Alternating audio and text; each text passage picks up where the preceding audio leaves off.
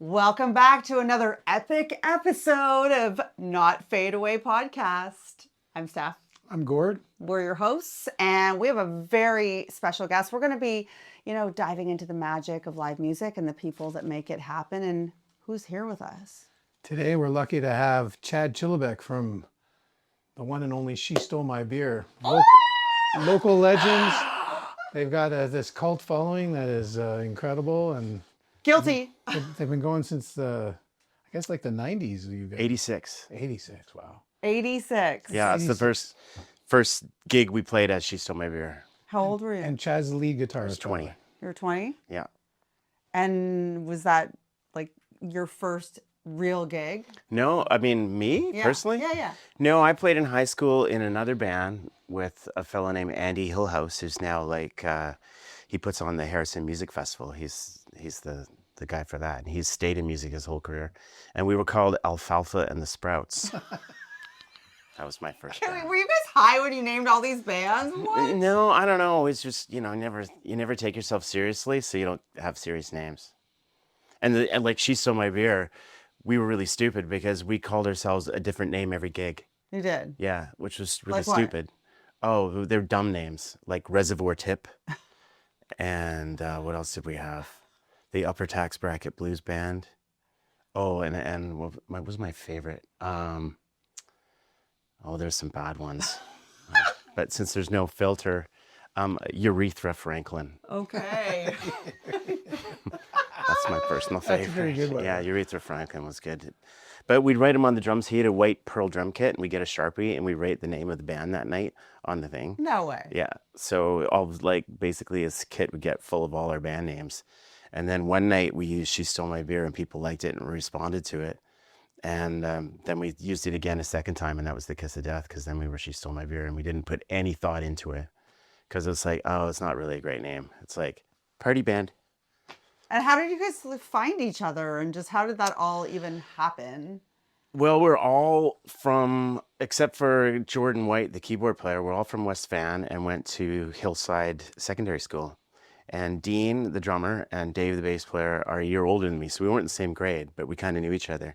And those guys played in bands, and then we got together, like Variety Night played, and then that sort of thing. And then Tom and I kind of jumped in 86, like 2 years after graduating from high school.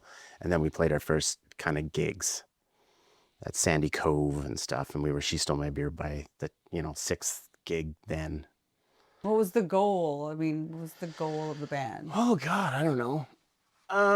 Well, it was just kind of like, it was fun because we'd fill the place, there'd be lineup around the corner, and then you do it like 3 nights in a row, and it gets in your blood, and you're like, hey, this is really fun. It's way better than I think we were like painting apartment buildings or putting like rubber coatings on sun decks in the sun. And it was like, laboring horrible jobs. And then in the evenings, like you get to go and play music for people, have fun. And there's nothing really better than that, I've found. So do you find, like, obviously now this is a band since 86, so it's 40 years. Yeah. Wow, that's crazy. It is crazy. So 40 years later, obviously, you guys aren't playing as regularly as you used to, but do you kind of wish that you were, or is it where you want it to be at this point? Well, I mean, most of us have careers. Like I work in the film industry and have a decent career, and I get called and I get work, and you make way more consistent, decent money. But the thing is now is it just eats up chunks of your life. Whereas you don't. The real job or the music? Like that. Whereas we'd have to say no to gigs. There was a time when we gigged and would have substitutes. He can't make it, so we'd get a drummer in. But it would throw off the dynamic, and then you'd have to rehearse because the guy didn't know the tunes. And that's so bad, rehearsing your own songs with a new guy because everyone else is bored. The stand-in. And the drummer's worried or whatever, and it's like, and then you do the gig and it's not super great. So we found that it's just better to have everyone originally intact, and if we can't field the whole band, then we don't do the gig. But as the band was evolving, did you just kind of rehearse this and then it just happened to be magic? No, but because we always slipped originals in, but they were successful from the start, which I think was really good for us because it gave us that kind of confidence that, hey, we can do this. And our first songs were a little bit derivative. Like we were really into like Dylan and the Dead, and Little Feat. We'd I have love like Little Feat. we'd have like all those little influences percolating through, and we weren't really shy about it. And then I wrote a song called Greyhound Blues, and I was like playing it, and then Van Morrison came on, and I'm like, holy crap, it's exactly like the same as a Van Morrison song you subliminally don't really know at the time, but it's like the exact same as of Into the Mystic, like just the beat and the bass line and everything. But the song's already done, and then you realize that, well, it's different enough that it's not really Into the Mystic. It's just a whole another song. Well, it's like John Lennon said, there's no such thing as an original song, just original interpretations. Yeah, for sure. And it definitely, you realize at that point that like maybe, George Harrison did, steal My Sweet Lord from that guy he heard once or whatever, and maybe it was an unconscious thing. Yeah. But I found that when you're sitting on the edge of your couch and you're like just, watching hockey games, playing guitar, and you come up with riffs, and then one kind of sticks, and you go, "Oh, that's cool." So, and then so you, it should have been She Stole My Song. yeah, kind of, yeah, lots of songs. But yeah, you just come up with riffs, and you play them for your buddies first, and that's the test, right? They're like you try them for like 2 minutes at the rehearsal, and it's either you got fresh faces with happy eyes, and people are like, yeah, or it's like, I don't know, that one's got a bridge. That one's good. So we found that anything more than like 3 chords, like 5 chords is too many. Minor chord, ooh. Do you miss that part? Obviously we're at different stages of our lives. So there were times where we all just hung out all the time, wrote songs. Yeah, like Now how does that work? well, we see each other socially a lot because our families are ingrained in kids and like, and stuff. So we see each other a lot. And rehearsal, like generally you come in with a song or two that you're itching to try. But there's sometimes like someone has the hot hand and they've been kind of working at it more, and someone's not, and it's very organic, and we just sit and drink tequila and have fun first because all have the same sense of humor, and we've all grown up together, and there's no pressure, so it's a good recipe Okay, you guys are like Brofest, Whistler, culty. Like I just, how would you describe this scene that you created? And I mean, there's not many bands that, I mean, I have so many memories of Whistler. Like seeing you guys. Whistler was very, very fortunate for us because there's like, just a transition influx of tourists coming through. And when you go into a bar and play, you didn't have to play the stock songs that were popular at that moment. We could get by playing the songs that we wanted to play, which was not what the standard fare was at the time in the mid to late 1980s. Like no one had ever heard of the Grateful Dead. Like we played Franklin's Tower and everyone thought it was our own song, and we were like, great, yeah. Great, they think it's us. Yeah. It's like, and then we actually had a demo tape with that on. It had 3 chords. It's an easy one to play. It's kind of fun. My what they favorite, did. Yeah. actually. And it was actually on our first demo tape that got us the gig at Sandy Cove in West Van. And we did it in a room in Dean's house about this big with like a little tape deck or, direct off the board. And it first got us gigs was that Grateful Dead song. And then, we played like Sugar-Ree and some other Grateful Dead tunes, but we'd change them. Like, cause we didn't really know what the real version was. Like I remember Sugar-Ree, we changed the chorus to it and did some weird things that we wouldn't dare do now, but we just sort of made it easier for us at the time. You wanted to play it in a different key. That's true. Well, it was probably C on the record, but did Dead do it in B? I'm like, I don't know. But and then we played songs from other bands too, like David Lindley. We played like a few David Lindley songs. We played ZZ Top songs, Leonard Skinner songs. It ended up being like just like a southern rock kind of roots vibe. Après-ski mashup, just Yeah, like wild. yeah. There and there was always at least at the end of most gigs in Whistler where someone would come up from like Wyoming or something and go, "You guys got to come down and play at this," or "You guys got to," it's like there's no bands like this where we are. And even when we went back in Toronto way is like, it was like kind of, everyone was like really a little more pretentious. We were definitely West Coasty. Like we didn't have any outfits. We're so lame. Like So how far in were you when you decided to basically go play in Toronto? And well, we were searching for a record deal, and that kind of got us to go there. We had to go to the center of the universe because they wouldn't come out here, basically. And we had our own Sparks Off the Guardrail, our first record. We recorded it in 1989, and in 1990 we started shopping it around. But we printed it ourselves and put it out ourselves, and put out like 25,000 of the things. And how did it do? And how did it, it was doing well. Yeah. It was 25,000. Pretty damn good. going like, and then we got distributorship, and the distributor for it, which was Spinner, I believe, they accidentally shipped 2,000 units to Australia. No. Yeah.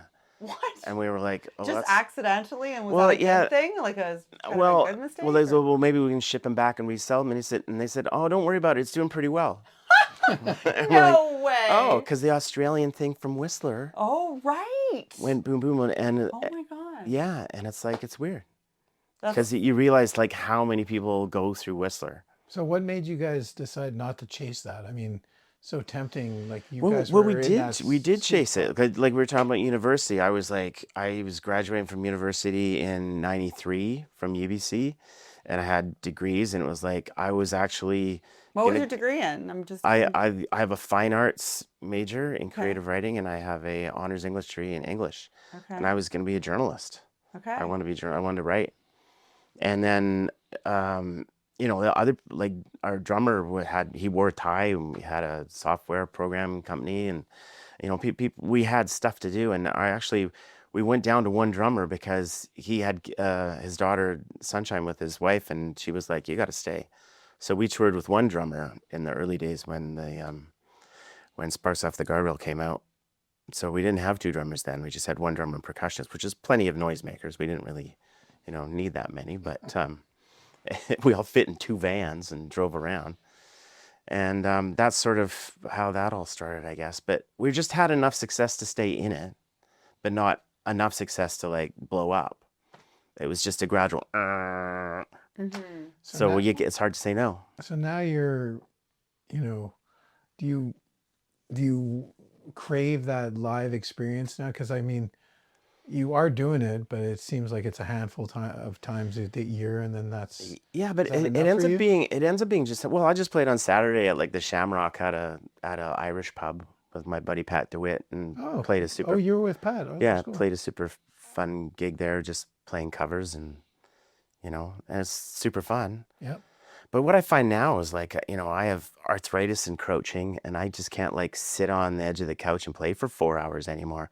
So I'd rather like pick my moments and do it, in front of people. Like you say, is like, it's a special thing, and it's finite. You realize that, as the sand goes through the hourglass, is like, there's a time when every guitar player is as good as he's going to get. And then all of a sudden his brain continues, but his facility doesn't.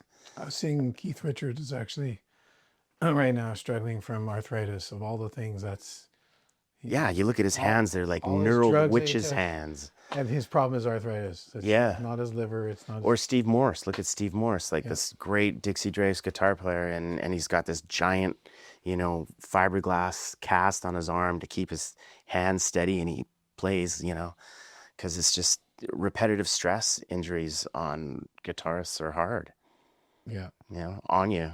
So what would you do if I just, like, for me, if I couldn't dance again, I think I would just rot and rather die. But you know what I mean? Like, if I couldn't move. Well, even on Saturday, like, this is TMI or anything, but I had like I ate a bunch of leaves.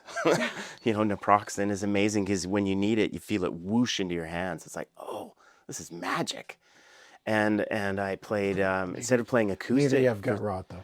Yeah, instead of playing acoustic for 3 hours, I took my electric and plugged direct into the board and played an electric with an acoustic. And that was easier though? Yeah, it's just basically? easier, less clamp, less, like this muscle here is just like total. You still feel like you'd find a way though? You'd do what it Oh yeah, takes to you get, do what you do for sure, fine way. But look at like Glenn Fry from the Eagles, like, he was under horrific, arthritis situations and psoriatic arthritis, and basically he died from complications from his meds for arthritis. Okay, speaking of death, since we're on this Oh, topic. geez. Sorry. I went there so quick. No, well, Bobby, I'm just Mr. Weir? curious, like, how did it affect you in Well, any yeah, surprising way, or? well, it's weird because you saw him kind of, I'm a huge fan of the Dead, and you watch Bobby. He seemed like he was the youngest guy. He was going to be in short shorts forever, But when I saw him play the San Francisco thing, when he was kind of wandering around with his poncho on, and he seemed really disoriented and frail and not really there, I was like, maybe something's up, because he just didn't seem like he was Bobby, like even of 5 years ago or 3 years ago. So, and then it got all real quiet there for a while, and they weren't announcing anything new, and he was really busy with the Wood Brothers or not Wood Brothers, but anyway. That's where we saw you. Yeah, Last. the Wolf Brothers. Yeah. And then boom, it's like the announcement, and it was like, oh, it was more like less surprised than like, oh, that explains it. Right. But like, for me. I just was, Well, he's- like, how did, did it hit you sharing sharing his music? Honestly, that I like, other than the sound of, like, I honestly thought, I hope it's really over, because I hope John Mayer doesn't pick up somebody else and like say they're Dead and Company. Oh, they will. Yeah, maybe they will. For sure. I don't know if they will, but I just thought, like, it's the original spirit had been denuded to a certain point where it just seems like it's about the money on that scale, like at a Sphere show, and the real heart of the Grateful Dead is living in all those little satellite bands like us that have that feel and that vibe out in the wild. Yeah. It's not the massive, put together band, especially because Kreutzmann's healthy enough to play and he's not in it. He chooses not to be in it. There must be a reason.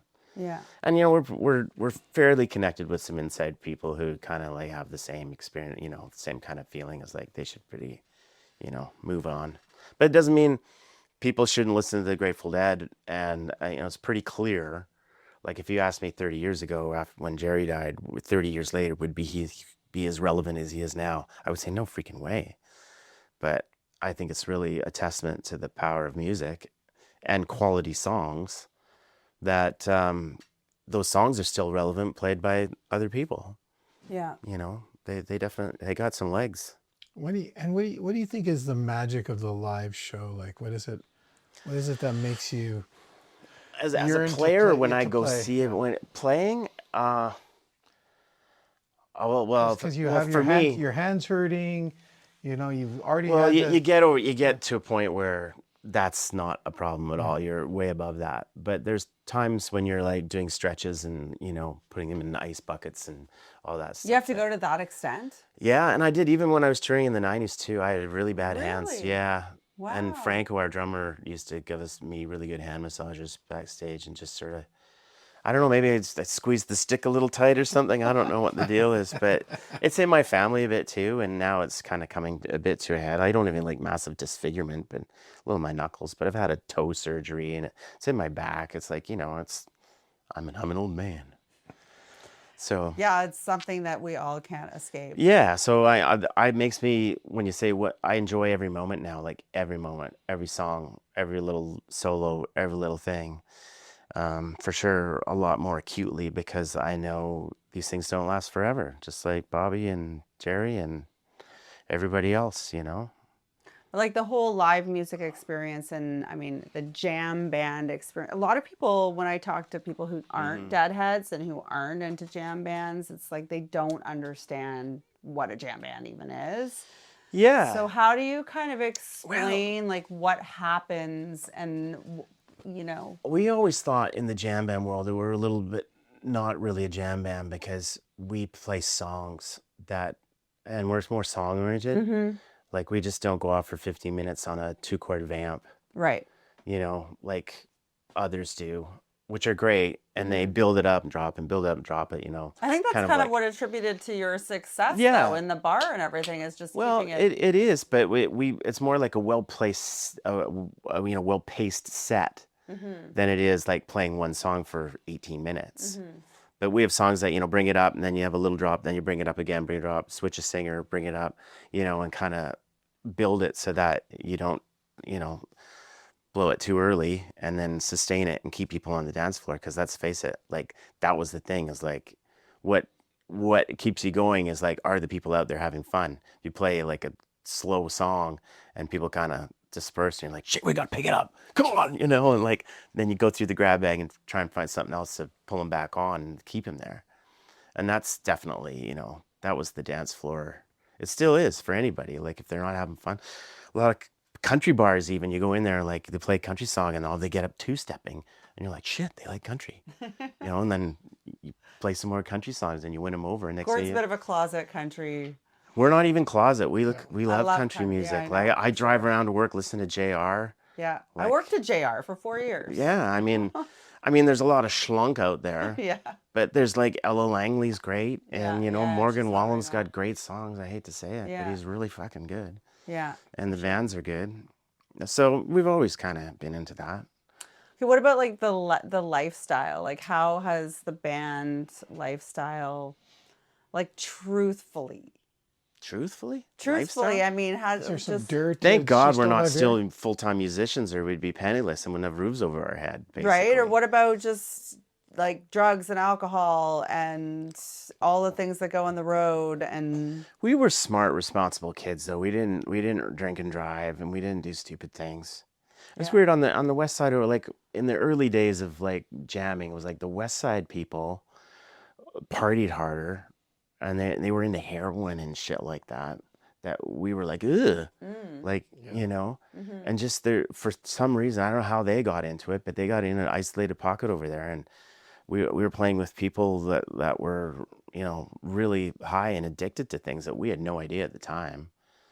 some of the other musicians? Yeah. Okay. Yeah, and friends of ours, and they're, you know, most of them are still around. Some of them are, but most of them still are. But it was definitely like a West Side versus North End, West End thing. Like we just drank, and there was drugs too and weed. But I didn't smoke weed till I was like 22, maybe. Like I wasn't a high school burner at all. I was more worried about my grades and getting into university and all that kind of stuff. So, you know, I don't know, but when we got on the road, for sure. But the thing is, like, it came to us. I think our first gig was in Kamloops, and the guy comes in and he goes, "Hey, yeah, we're a little short at the bar tonight, but you know, we'll give you guys a bag of blow and call it even, okay?" No kidding. And we're like, "Well, He literally tried to buy you off Yeah. and not pay you for. You have Yeah. the wrong band. yeah, well, We it's just like." drink.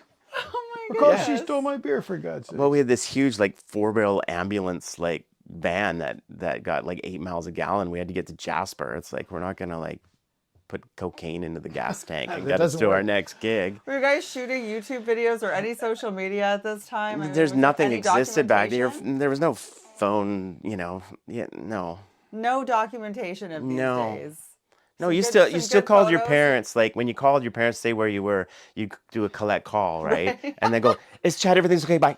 You know, at the beginning, you're like, "You have a collect call from." You put the coin Is Chad, in. everything's okay? Bye.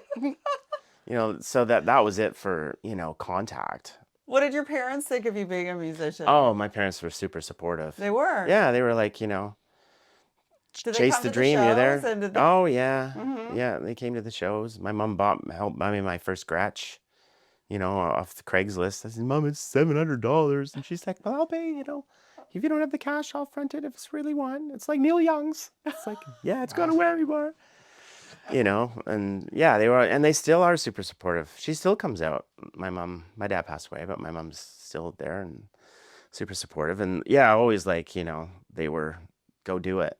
Has the music helped you? Has just music and live music helped you through some of these life, you know, Oh, for challenges, sure. losses? Oh, losses for sure. It's weird how when you know, and everyone will know when a song all of a sudden makes different sense because you've lived that experience, and you go, "Holy shit, I know what they're talking about now." Mm-hmm. You know, that kind of feeling where it's like, "Oh, you know, I get it now," where you didn't get it when you were like 22. Okay, both of you, if you had to choose one song to play on loop at your funeral, Oh God, what would it be? I'll let you go first. jeez, that's a Hell's tough one. bells. No, just kidding. Well, I already know what mine is because I've planned it, so I already know. Like, Really? oh yeah, Have you totally got your ducks in a row? Yeah, because I learned. I mean, I lost my husband, so now my Right. ducks are in a row. I find that a hard question to answer. Yeah, song. Yeah, I don't know. One song on loop. If you had to choose one song on loop, what would it be? I hope it's a long song. Keep on chugling. No, I don't know. Some Dylan song if you want a long song. Yeah, like Or I don't know, like Jack your of one Hearts. song, that would just sum up your existence. maybe To Lay Me Down. Okay. Oh, that's a good one. Yeah, because it's a song of loss, but it's also a song of contentment. It's kind of got it all wrapped up into one. That's a good song. Gord? Oh boy, I'd have to really think about that. Yeah, really. Mine's Franklin's. I mean, I just want high energy, like bust into the party. Franklin's? Over and over and I mean, I know over. my favorite Dead song. I mean, I would say Scarlet is my favorite Dead song. Yeah, that's probably one of mine too. It doesn't have to be a Dead song. Like it could be. For me, that's just what it would be. And Yeah, I don't necessarily like Okay. Anyways, the we're off the morbid the talk. Grateful Dead are great because there's a song for every mood Mm-hmm. you're in, like road tripping or anything. Their songs cover such a gamut that you can find something in their canon that kind of covers whatever mood you're in, which is you can't do that with AC/DC.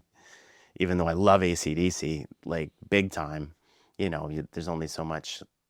Let's Get It Up and everything else. It doesn't really. That's not my funeral song, Girls Got Have you ever Rhythm. had any like crazy magical or any kind of crazy moments with fans at shows where it's just been super memorable, like bar brawl or I mean anything gone haywire or some crazy girl is just not leaving you alone or I don't know. Some nutso. That happened many times. Oh, it happens all. Yeah, not so much anymore. I gotta say, but But you Well- love it. Look at this smile. Like I could just tell there's like no, the like positive ones is like we hadn't played Toronto in 20 years, 22 years, and we went back in 2018 and played at the Opera House. It was like 800 people, and it sold out. We're like, holy shit. And we got up there and after sound check and we start playing like second song's Draw the Line, one of my songs. And as I start singing, I go, there's some weird reverb going on. And then I realized that it's all the people singing no way. in the front. Like they You all didn't even know that's what it was. It was just this. No, you could just it seemed like an echo off the back wall. Wow. And I looked at Tom and he looked at me and we were just like, holy shit.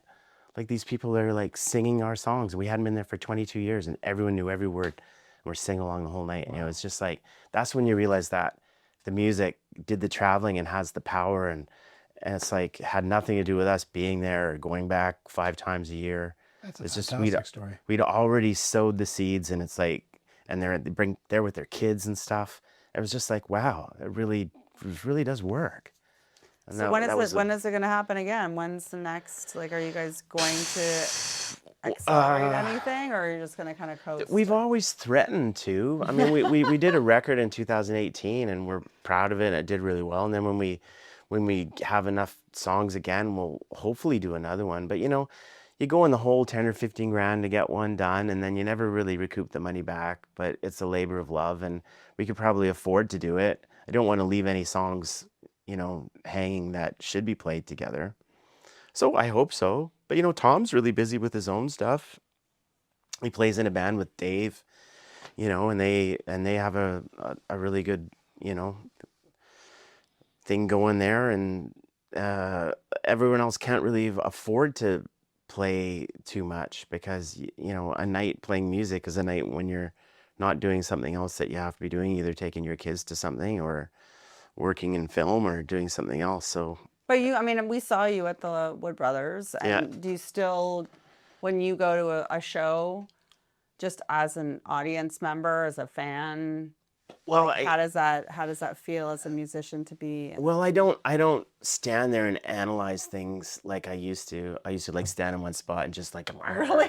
Yeah, like, oh, that amp, what speakers are in there? Oh, those are JBLs, or No way. and you just kind of scan. How is he getting that sound? And then you run up to the front and go look at their pedal boards. No way. Yeah, and take a photo of their pedal boards. Like, yeah, I mean, You're not just grooving to the music. You're actually yeah, like how are they doing this? Like analyzing everything. yeah, like at the Wood Brothers, like you know Yeah. the rhythm guitar he's playing is like how many of those were triggers versus you know microphone inside, and Wow. you know it's just where my brain goes because I have that production kind of brain where I want to know what they're doing. Not necessarily I'm going to do it, but it just informs me and keeps me excited about it. And I think that's what's great about live music too. Is you know, it's just and even like what the PA is and what the board is, and are those like you know, 18-inch you know subs?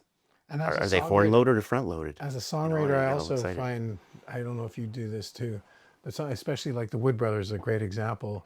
They'll play a song and I go, man, damn, I wish I wrote that song. Yeah, Yeah, yeah. and that's when you know you love a band because they wrote a song that you wish you had written, you know? Yeah, real natural lyrics, just real, you know, things that just flow and seem so easy, and it looks like it came together in 10 minutes Yeah. for them. Well, You did know. you write some of your original? Yeah, Were you the yeah. writer? You're, Yeah, I basically write the songs I sing, and we collaborate on things as well, and you know, do bridges for each other and dig each other out holes if you can. But generally, whoever brings the song in is like it's their baby, so you support it and let them figure out, let them be the judge. and what's been your kind of songwriting process? Like, is it? It's pretty solitary for me. Yeah, I'd sit and but it's two ways. You either have a little quick poop and whip them out, and it's like holy crap, and it's like So you write some shitty songs. yeah, should be good. But the ones you labor the least over are generally the best. And it's funny how they can happen really quickly, either lyrically or musically. Generally, I have the song and the riff before I have the lyrics. So then you have placeholder lyrics Oh, to really? kind of slot The in there. riff comes before the lyrics. Yeah, and then the lyrics you kind of mash them to fit phonetically into what's going on in you know the available melody, and that's when trouble happens because What's trouble look like? well you're over editing, and whatever your original idea was gets, but then you realize that certain words and certain mellifluous you know phrases fit the chorus that you're singing, and even though it's a nothing chorus, it has to have that melody or that kind of you know you can't be a certain like a different word that has like too many consonants in it or something like that because it's too much you know it just doesn't work. It has to flow. And you know like Sparks Off the Guardrail was one where it was like I had the chorus before I had anything else. Traveling On, those sparks off the guardrail flying by, it was visual, it had all those things, and it was like from a road trip, like a real road trip where I was in the car and the we hit the side of the guardrail and sheared off No the door Sparks were handle. actually coming off. Yeah, like it was so it was like a real thing. Wow. Like, could have taken your life moment. All these Sounds years later, like- I never knew that. Or just That's like the crazy. visuals of the spark. Yeah, so you just assemble a road trip around the Wow. experience, whereas other things like Draw the Line was about a girlfriend who basically, you know, went to, but it wasn't my girlfriend, it was someone else's girlfriend who went traveling and then broke up with her boyfriend long distance because she found a new world. You know, those sort of things, you know, where it's like a, you know, universal truth that everyone can relate to, but it necessarily happened to you. Yeah. There's lots going on, like the personal songs, the ones, you know, that you can just write about are generally not about yourself. They're the easiest ones. So are you still writing? Like, Oh these yeah, days? I've got like, I always have like 10 songs on the go. Yeah. Do you regularly play with anyone? I know She Stole My Beer is your...